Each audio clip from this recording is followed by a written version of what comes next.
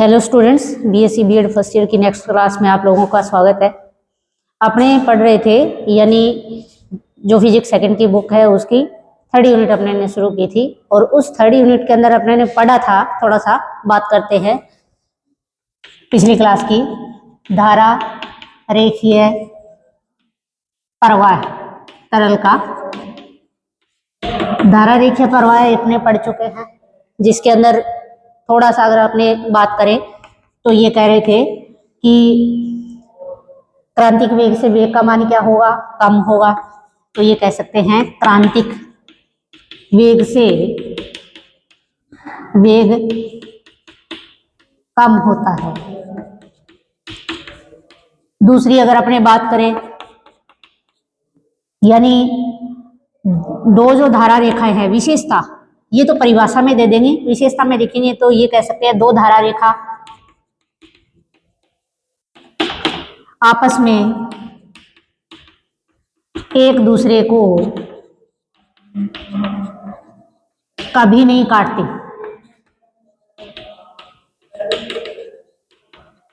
यदि काटेंगी, यदि काटती है तो कटान बिंदु पर वेग की दो दिशा होगी जो संभव नहीं है, जो संभव नहीं है। ठीक है। तीसरी तो क्या, वैसे एक नंबर परिभाषा में ये एक नंबर ये विशेषता लिख सकते हैं। दो नंबर पे अपने ये कहे कि धारा रेखा का आकार कैसा हो सकता है, सरल रेखा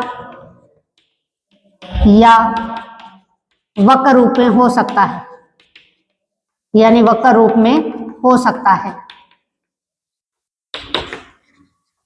नेक्स्ट अपने बात करें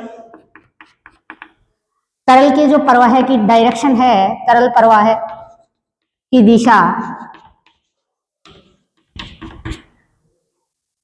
उस पर स्पर्श रेखा खींचकर दिखाते हैं। यानी स्पर्श रेखा की जो डायरेक्शन होगी वो तरल के किसको बताएगी, वेग को बताएगी। ये बातें। और दूसरा एक लास्ट पॉइंट इसमें ये भी ऐड कर सकते हो कि एक तरल प्रवाह के किसी एक निश्चित बिंदु पर, तरल प्रवाह के एक निश्चित बिंदु पर, के निश्चित बिंदु पर तरल वेग व दिशा सभी कणों का क्या होगा, समान होगा, समान होगा। लेकिन अगर अपने धारा रेखा के अलग अलग बिंदुओं की बात करें, जैसे ये कोई धारा रेखा है, इसमें बिंदु ए है, बी है, तो यहां अगर डायरेक्शन की बात करें तो वी ए जो वेलोसिटी इसकी दिशा इस प्रकार, बी पर स्पर्श रेखा बना दी तो वी बी की डायरेक्शन है वो इस प्रकार से। तो यहाँ वी ए बराबर नहीं होगा, भी नहीं भी हो सकता यहाँ, क्योंकि दिशा दोनों की बराबर नहीं है, परिमाण भी हो सकता है इनका क्या ना हो, बराबर ना हो। तो ये बात अपने ध्यान रखेंगे। लेकिन प्रत्येक कण जो यहां से जब होकर के गुजरेगा तो उस कंडीशन में या उस टाइम उसका वेग वी उसकी दिशा ये ही रहेगी। ठीक है, ये बातें आप लोगों को ध्यान रखना है। नेक्स्ट अपने बात करते हैं किसकी, तरल का विक्षुब्ध प्रवाह। कैसा प्रवाह, तरल का विक्षुब्ध प्रवाह। भाई ये कह सकते हैं कि तरल का अगर प्रवाह धारा रेखीय नहीं होगा तो उसका प्रवाह कैसा होगा, विक्षुब्ध होगा। यानी विक्षुब्ध प्रवाह यदि तरल का प्रवाह क्या ना हो, धारा रेखीय ना हो और तरल अनियमित अनियमित टेढ़े मेढ़े पथ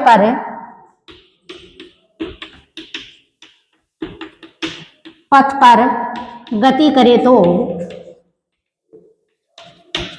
इस प्रकार का प्रवाह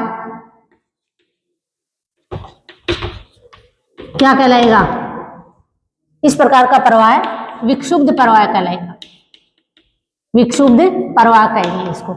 जैसे अगर अपने बात करें कि बहुत ज्यादा अगर बारिश हो रही हो तो बारिश होगी तो पानी ज्यादा होगा।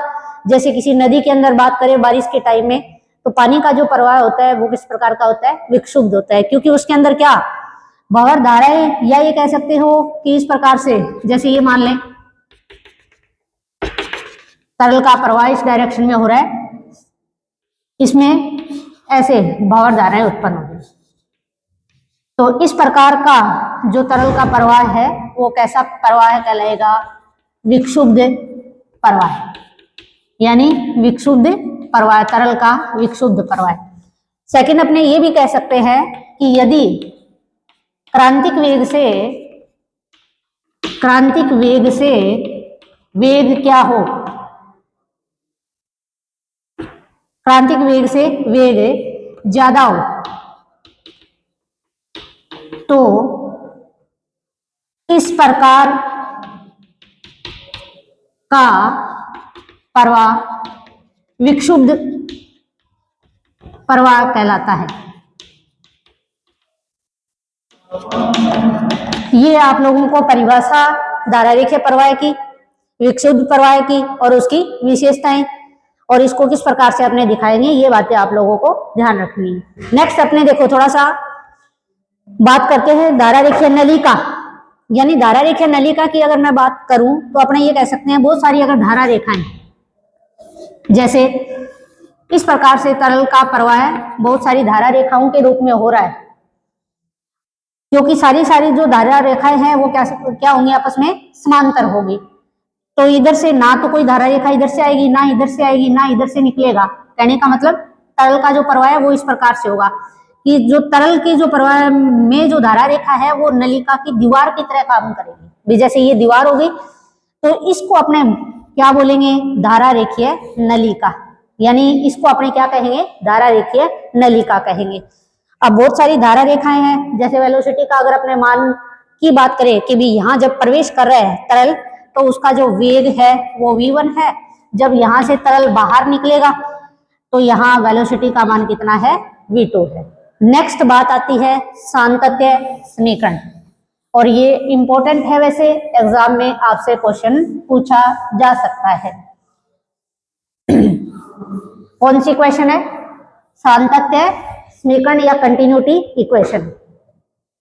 नेक्स्ट टॉपिक है ये सांतत्य समीकरण।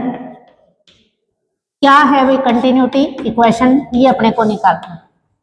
मैंने धारा रेखा बताया, उसके बाद धारा रेखीय नलिका बताया, और धारा रेखीय नलिका से ही अपने क्या निकालेंगे? एक सांतत्य समीकरण निकालेंगे।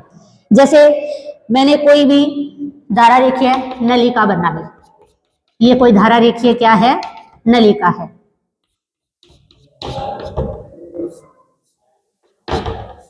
धारा रेखीय नलिका, इसके दो सिरे ले लिए, ये क्या है? P है, ये क्या है? Q है। P सिरे पर वेलोसिटी का मान v1 और यहां मान लिया कितना है? v2 है। वेलोसिटी है P और Q, धारा रेखीय नलिका, P पर वेग v1 और Q पर वेग कितना है? v2 है। अगर अपने कहें कि किसी समय अंतराल, यानी समय अंतराल किसके अंदर है? डेल टी के अंदर। डेल टी के अंदर प्रवाहित जो द्रव है या तरल है, यानी तरल वेग किस पर है? किसकी बात हो रही है? P सिरे की। तरल वेग कितना? v1।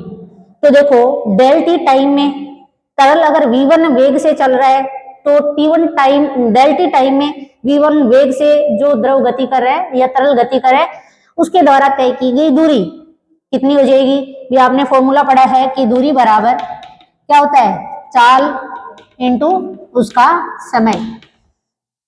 चाल कितनी, चाल v1 वेग से चल रहा है, कितने टाइम तक चलता है, डेल टी, इसलिए डिस्टेंस या ये कह दो दूरी कितनी आ गई, v1 इंटू डेल टी।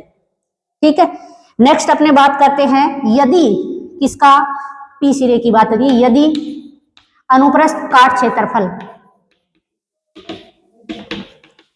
किसका, पी सिरे का कितना हो, a1, a1 है तो, a1 है तो यानी पी सिरे से, यानी पी सिरे में प्रवेश करने वाले द्रव या तरल, तरल का आपने क्या निकाले, आयतन, तरल का आयतन, आयतन कह दो v1, v1 बराबर क्या होगा, भी अपने को क्या चाहिए, क्षेत्रफल, और साथ में उसके किससे मल्टीप्लाई करवा दो, उसकी लेंथ से, यानी क्षेत्रफल कितना a1 और लंबाई कितनी दूरी तय करता है, v1 इंटू क्या गया, डेल टी। ठीक है, ऐसे ही अपने निकाले कि किसके ऊपर, पी सिरे में, या पी सिरे से जो अपने धारा रेखा नलिका ली है उसके पी सिरे में जितना द्रव प्रवेश करेगा, उस पी सिरे में प्रवेश करने वाले द्रव का अगर अपने निकाले द्रव्यमान, यानी द्रव्यमान, द्रव्यमान क्या होता है, यानी द्रव्यमान होता है rho into we, rho density है, वी इसका क्या है, वॉल्यूम है। तो देखो रो को अगर अपने ये कहें कि पी पर द्रव की जो डेंसिटी है वो कितनी है, रो1 है, तो वैल्यू पुट कर दो, ये बन जाएगा रो1, v1 का मान रखो a1 v1 और क्या आ जाएगा, डेल टी। ठीक है, यानी फिर अपने निकालते हैं, देखो प्रति एकांक समय या प्रति सेकंड जो तरल या द्रव का जो द्रव्यमान है, चाहे वो उसमें प्रवेश कर रहा हो या उससे बाहर निकल रहा हो, वो उसका क्या कहलाएगा, उस नलिका का या उस सिरे का फ्लक्स कहलाएगा। जैसे पी सिरे की अगर फ्लक्स की बात करें तो पी पर अपने क्या लिखेंगे, प्रति सेकंड तरल का द्रव्यमान, यानी किसके ऊपर, पी सिरे पर, पी पर प्रति सेकंड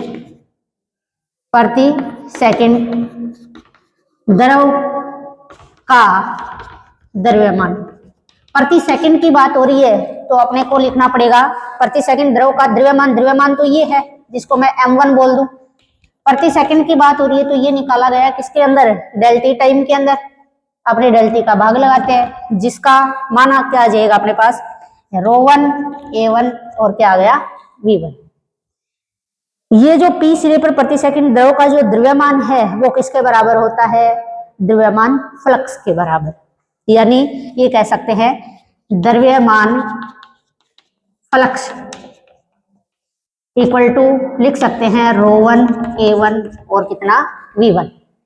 नेक्स्ट अपने बात करते हैं इसी प्रकार कौन से सिरे पर, क्यू सिरे पर, यानी क्यू सिरे से प्रति सेकंड तरल का जो द्रव्यमान होगा ऐसे ही निकालोगे, क्या कहेंगे कि क्यू सिरे पर द्रव की वेलोसिटी या तरल का वेग कितना, v2, ऐसे ही मान के चलेंगे अपने कि डेल्टा टाइम के अंदर इसके अंदर जो तरल या इस सिरे से क्या हो रहा है, बाहर निकल रहा है, तो उसके द्वारा तय की गई दूरी कह दो, तो दूरी कितनी बन जाएगी, लिख देती हूं यहां पे, इसी प्रकार क्यू पर डेल टी समय में v2 वेग से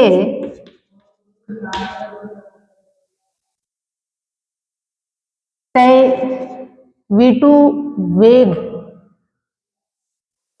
वेग से प्रवाहित तरल का, तरल द्वारा लिख दो, तरल द्वारा तय की गई दूरी कितनी, यानी दूरी हो जाएगी डेल टी इंटू v2।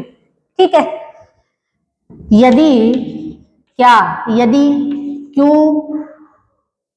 का अनुप्रस्थ काट क्षेत्रफल कितना है? A2। तो क्या आ जाएगा? Q पर तरल का आयतन, आयतन निकालेंगे तो आयतन कितना? आयतन क्षेत्रफल इंटू क्या कर दे? आयतन क्षेत्रफल इंटू उसके द्वारा कवर की गई दूरी यानी डेल टी V2। Q पर द्रव या तरल का, Q पर द्रव का आयतन, आयतन कितना होगा? यानी उसकी डेंसिटी इंटू उसका आयतन। ठीक है, फॉर्मूला लिखा है, यदि Q पर द्रव की डेंसिटी कितनी हो? ρ2 है, तो क्या आ जाएगा? Q पर द्रव का द्रव्यमान, और द्रव्यमान बराबर ये आयतन नहीं होकर के क्या है? द्रव्यमान। ठीक करना इसको, द्रव्यमान। Q पर द्रव का द्रव्यमान, द्रव्यमान यानी M2 कह दूं, M2 मान लेते हैं। जो डेंसिटी कितनी? ρ2, और आयतन कितना? यानी A2 V2 और डेल T। ऐसे ही निकालते हैं Q पर प्रति सेकंड, जैसे निकाले ना P पर प्रति सेकंड द्रव का द्रव्यमान, ऐसे ही अपने निकालते हैं Q पर प्रति सेकंड द्रव का द्रव्यमान। प्रति सेकंड के लिए निकालेंगे तो आ जाएगा ρ2 A2 और V2, डेल टी का अपने ने क्या कर दिया? इसमें भाग लगा दिया। ये जो Q पर प्रति सेकंड द्रव का जो द्रव्यमान है वो क्या कहलाएगा? यानी द्रव्यमान फ्लक्स कहलाएगा, जिसको आप ऐसे भी लिख सकते हो कि इसलिए द्रव्यमान फ्लक्स, द्रव्यमान फ्लक्स बराबर क्या आ गया? ρ2 A2 और V2। ये है P पर, और ये अपने ने निकाला है किसके सिरे पर? Q सिरे पर। लेकिन अपने ये कह रहे हैं कि जो धारा रेखीय नलिका होती है उसकी जो धारा रेखाएं हैं वो सारी की सारी क्या होती है? आपस में समांतर होती है, यानी कोई धारा रेखा एक दूसरे को काटती नहीं है। काटती नहीं है तो अपने ये कह सकते हैं कि उस नलिका के अंदर ना तो द्रव क्या करेगा? प्रवेश करेगा, मतलब कहीं बीच में से, और ना ही कहीं बीच में से द्रव उससे क्या होगा? बाहर निकलेगा। जैसे जितना तरल या द्रव उसके अंदर प्रवेश करता है उतना ही उससे क्या होगा? बाहर निकलेगा। ठीक है, जैसे भाई आपने ये कहें कि क्षेत्रफल अगर उस धारा रेखा नलिका का ज्यादा है इधर, और इधर क्या है? कम है, तो इसके ऊपर जो द्रव ज्यादा उसके अंदर प्रवेश कर रहा है तो इधर से ज्यादा थोड़ी ना निकलेगा, मतलब जितना प्रवेश करेगा उतना ही उससे क्या होगा? द्रव बाहर निकलेगा। तो अपने निकाल रहे हैं कि जैसे प्रति सेकंड प्रवेश करने वाले और इससे बाहर निकलने वाले द्रव का जो द्रव्यमान है, यानी कि उसका क्या निकाल रहे हैं? द्रव्यमान फ्लक्स। तो Q और P पर दोनों पर क्या होगा? मान द्रव्यमान फ्लक्स का क्या होगा? बराबर होगा। तो इसलिए अपने पास क्या आ जाएगा फॉर्मूला? क्योंकि अपने ये कह सकते हैं P पर द्रव्यमान फ्लक्स बराबर होगा P पर द्रव्यमान फ्लक्स बराबर होगा किसके? Q पर द्रव्यमान फ्लक्स के। ठीक है, P और Q पर दोनों पर बराबर होगा। ये रहा P पर द्रव्यमान फ्लक्स का मान, और ये रहा Q पर द्रव्यमान फ्लक्स का मान। दोनों क्या कर दो? बराबर कर दो, जिससे आ जाएगा ρ2 या ρ1 कर दो, ρ1 A1 B1 बराबर किसके? ρ2 A2 और V2 के। नेक्स्ट अपने बात करें, यदि तरल की डेंसिटी क्या हो? समान हो, या इसी फॉर्मूले को मैं ऐसे भी तो कह सकती हूँ, रो ए वी बराबर होगा इसके कांस्टेंट के। इसी समीकरण को अपने क्या बोलते हैं? सांतत्य समीकरण। यानी ये क्या है?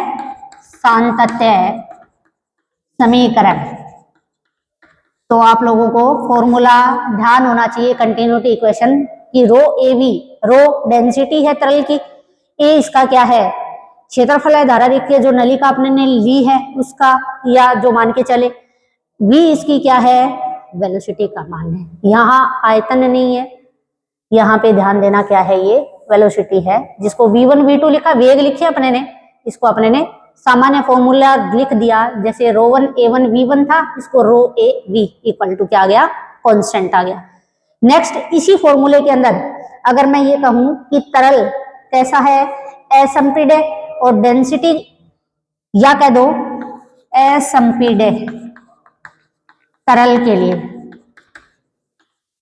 असंपीड का मतलब डेंसिटी चेंज नहीं होगी उसकी, विदाव का मान अगर बढ़ा देते हो घटा देते हो तो उसका क्या चेंज नहीं होगा, डेंसिटी का मान चेंज नहीं होगा। या अपने कह सकते हैं कि अर्थात डेंसिटी या घनत्व क्या रहेगा नियत, नियत है। तो देखो रो1 बराबर रो2 इक्वल टू किसके होगा रो के, जैसे यहाँ रो1 रो2 अपने ने डेंसिटी लिए पी और क्यू पर अलग अलग, तो रो1 रो2 रो के बराबर है। तो फॉर्मूला यहां से अगर देखें तो क्या बनेगा रो a1 v1 बराबर रो a2 और v2, रो से रो काट देंगे तो अपने पास आ गया a1 v1 equal to a2 v2। इसी फॉर्मूले को भी तो अपने ऐसे भी तो लिख सकते हैं, क्या लिखे जैसे इसमें लिखा है ना ऊपर वाले में कि rho A V equal to constant, तो इसको आप क्या लिख सकते हो ए वी इक्वल टू क्या आ गया constant, A V equal to constant. तो ये दोनों फॉर्मूले कंटिन्यूटी इक्वेशन से अपने पास आ गए। अगर यहां अपने बात करते हैं असंपीड्य तरल के लिए, तो असंपीड्य जो तरल का अगर वेग की बात करूं मैं, असंपीड्य की बात यहां से हुई है, असंपीड्य तरल का वेग, असंपीड्य तरल वेग, तरल वेग v क्या होता है कांस्टेंट है, तो समानुपाती ऐसे लिख सकती हूँ 1/a। कहने का मतलब वेग है वो अनुप्रस्थ काट का जो क्षेत्रफल होगा उसके क्या होता है व्युत्क्रमानुपाती होता है। कहना ये चाह रहे हैं धारा रेखीय जो नलिका उसके अंदर अपने नलिका जो बनाई इस प्रकार की, जैसे ये बना दी, इसमें द्रव प्रवेश कर रहा है और यहां से इससे बाहर निकल रहा है। आपको जैसे डायग्राम से अगर अपने देखें तो एरिया a2 a1, यहाँ वेलोसिटी v1 और यहाँ कितनी v2। अगर यहाँ देखें तो देखो a1 अगर बड़ा है किससे a2 से तो क्या होगा v2 बड़ा होगा v1 से, क्योंकि जितना तरल द्रव इसके अंदर प्रति सेकंड अंदर प्रवेश करेगा उतना ही बाहर निकलेगा। तो यहाँ अगर एरिया बढ़ा देंगे तो वेलोसिटी कम हो जाएगी, यहाँ एरिया कम होगा तो वेलोसिटी क्या होगी ज्यादा होगी। तो जैसे अगर कंडीशन ये है, अगर ऐसा है जैसे कि a1 बड़ा है किससे a2 से, तो v1 छोटा होगा v2 क्या होगा बड़ा होगा, तो ऐसे लिखा जाएगा भी पहली कंडीशन अपने। दूसरे में अपने इसका उल्टा, अगर a1 क्या है छोटा है किससे a2 से, तो यानी v2 क्या होगा छोटा होगा किससे v1 से। कहने का मतलब जिसका क्षेत्रफल ज्यादा वहां उसका वेग कम, और जहां क्षेत्रफल कम उसका वेग क्या ज्यादा। ठीक है, तो कंटिन्यूटी इक्वेशन अपनी कंप्लीट हो गई है और नेक्स्ट अपने टॉपिक पढ़ेंगे अगली क्लास के अंदर। ये आप लोगों को समझ में आ गया होगा मैंने क्या करवाया, धारा रेखीय नलिका, धारा रेखीय नलिका को डिफाइन करना, उसकी विशेषताएं, उसके बाद विक्षुब्ध प्रवाह। विक्षुब्ध प्रवाह में अपने ने ये देखा कि क्रिटिकल वेलोसिटी से अगर वेलोसिटी का मान क्या होता है ज्यादा होता है, यानी तरल का प्रवाह अनियमित और टेढ़े मेढ़े पथ पर अगर हो रहा है, जैसे एग्जाम्पल लिया कि बारिश के दिनों में नदी में पानी का प्रवाह, तो किसका एग्जाम्पल हो गया विक्षुब्ध प्रवाह का हो गया। नेक्स्ट अपने ने बात की एक धारा रेखीय नलिका की। धारा रेखीय नलिका मतलब बहुत सारी धारा रेखाओं को अगर अपने मिला दे, क्योंकि सभी जो धारा रेखाएं होती है वो आपस में क्या होती है पैरेलल होती है, तो बीच में से ना तो द्रव उससे बाहर निकलता है ना उसके अंदर प्रवेश कर सकता है, तो उसको एक धारा रेखीय नलिका अपने मान लेंगे। बहुत सारी धारा रेखाएं अगर क्या हो एक दूसरे के समान तरह से व्यवस्थित हो तो काल्पनिक या आपने या उसको कह सकते हैं कल्पना कर सकते हैं कि ये क्या है धारा रेखीय नलिका है। फिर अपने ने कंटिन्यूटी इक्वेशन पढ़ी, कंटिन्यूटी इक्वेशन के अंदर मैंने एक धारा रेखा नलिका बनाई जिसके अंदर अपने ने दो सिरे, एक P लिया, दूसरा क्या लिया, Q लिया। अपने को क्या निकालना है कि प्रति सेकंड उसके अंदर प्रवेश करने वाले और उसके दूसरे सिरे Q से निकलने वाले तरल का द्रव्यमान निकालना है। कहने का मतलब ये कंटिन्यूटी इक्वेशन में अपने को करना है। इसके लिए अपने क्या मान के चले, P पर वेलोसिटी V1, एरिया A1, ऐसे ही Q पर वेलोसिटी V2, एरिया उसका A2। अपने ने मान लिया कि किसी डेल्टी टाइम अंतराल के अंदर उसमें जो प्रवेश कर रहा है P सिरे पर, या P सिरे पर बोल दो कि डेल्टी टाइम के अंदर V1 वेग से जो तरल गति कर रहा है उसके द्वारा तय की गई दूरी, तो डेल्टी इंटू V हो जाएगा। ठीक है। अगर अपने उसका निकालना चाहे आयतन कितना है P पर, तो आयतन होता है क्या भाई, आयतन के लिए अपने को क्या चाहिए, जब अपने को उसकी दूरी पता चल गई, लंबाई पता चल गई, तो अगर उसका क्षेत्रफल पता हो तो उससे मल्टीप्लाई कर देंगे। इसके लिए अपने ने माना कि P का जो क्षेत्रफल है वो कितना है, A1 है, इसलिए अपना आयतन बन गया था, क्या बन गया, यानी कि V1 डेल T और A1। ऐसे ही जैसे यहाँ अपने ने A2 माना है, उसमें अपने ने A1 माना P सिरे पर, तो ये आया, यहाँ पर 2 की जगह क्या लगा देंगे, 1 ऐसे ही फिर अपने बात करें किसकी, द्रव्यमान की। और द्रव्यमान क्या होता है, द्रव्यमान होता है आयतन और उसकी डेंसिटी। अब अपने को फिर मानना पड़ेगा कि P पर द्रव्यमान जो तरल है उसका घनत्व कितना है, डेंसिटी कितनी है, जिसको अपने कहें कितना, ρ1 है। अगर ρ1 उसका आयतन है, सॉरी उसकी डेंसिटी है, तो उसके आयतन से उसको मल्टीप्लाई कर दो, उसका क्या आ जाएगा, द्रव्यमान आ जाएगा। जैसे ये आ गया कि द्रव्यमान बराबर डेंसिटी और उसका वॉल्यूम। डेंसिटी P पर ρ1 थी, इसलिए फॉर्मूले में यहाँ ρ1, A2, V1 और डेल T आ जाएगा। फिर निकालते हैं प्रति सेकंड, यानी P पर या Q पर, यानी तरल का द्रव्यमान, प्रवेश करने वाला या निकलने वाला। तो अपने प्रति सेकंड के लिए निकालेंगे तो डेल T का भाग लगा देंगे। बचता क्या है, रो A और B बचता है।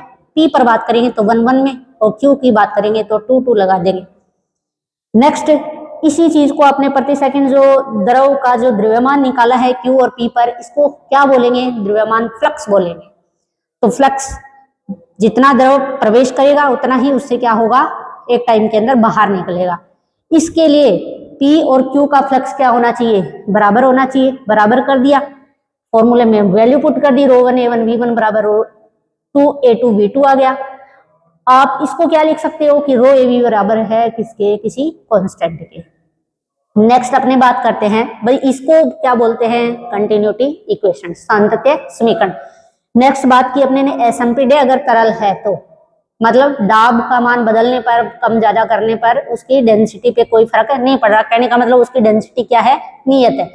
डेंसिटी अगर नियत, तो ρ1 ρ2 क्या होगा, बराबर होगा रो के।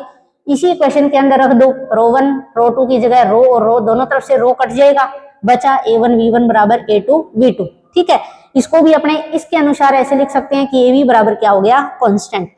नेक्स्ट अगर अपने बात करें वेलोसिटी की, कि वेग तरल का वो क्या होता है, क्षेत्रफल के व्युत्क्रमानुपाती होता है।